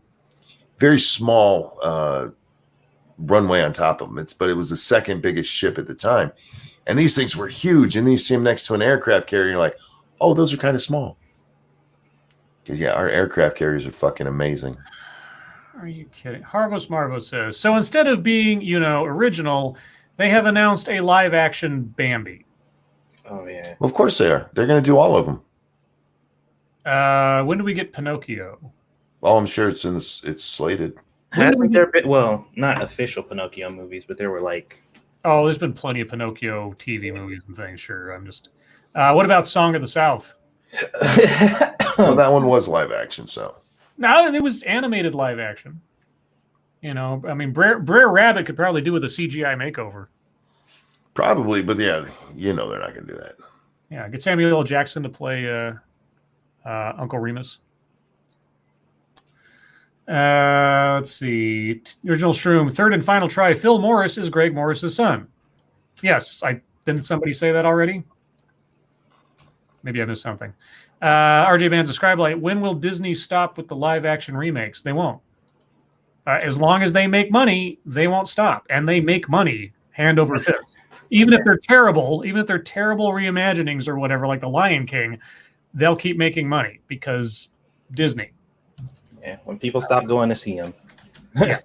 And Disney's coffers right now are so full from Marvel movies, they'll be making Disney remakes forever.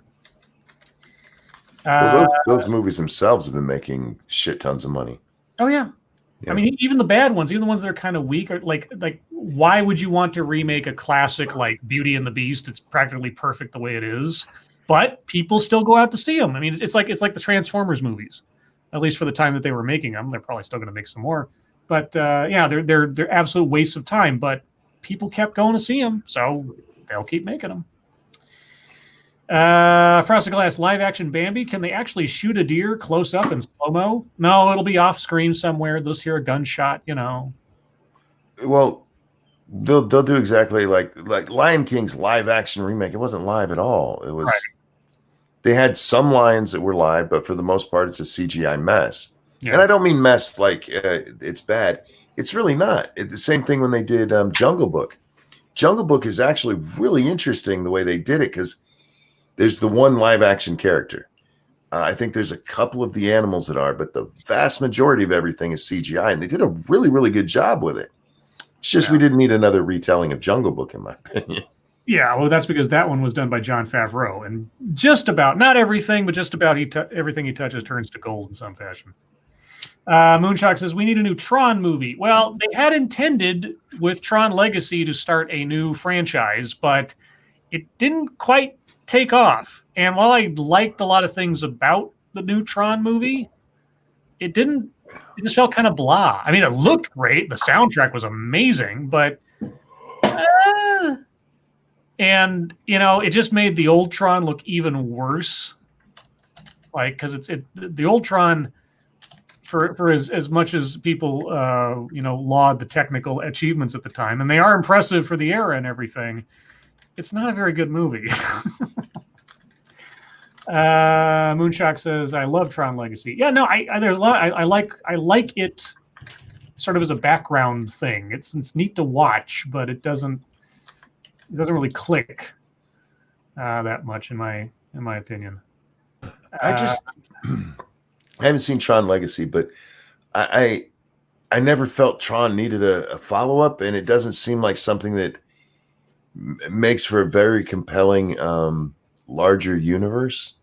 Well, there was so Tron Legacy, and they did a cartoon series that was sort of a prequel series that had two completely different characters for the most part and told a completely different story, and it really fleshed out the universe of Tron and like the different factions and stuff, and actually gave more backstory to some things that made things in Legacy make more sense.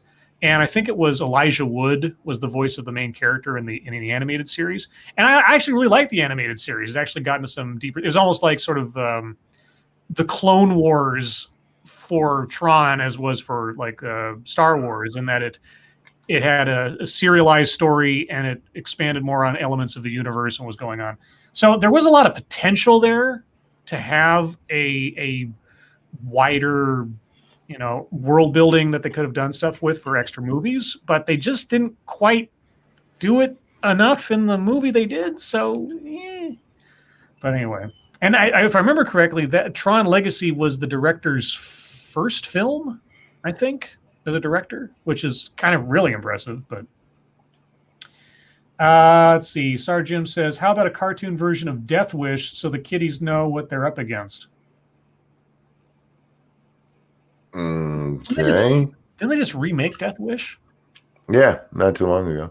With Bruce Willis, and it Bruce Willis disappeared off the face of the earth after about a week.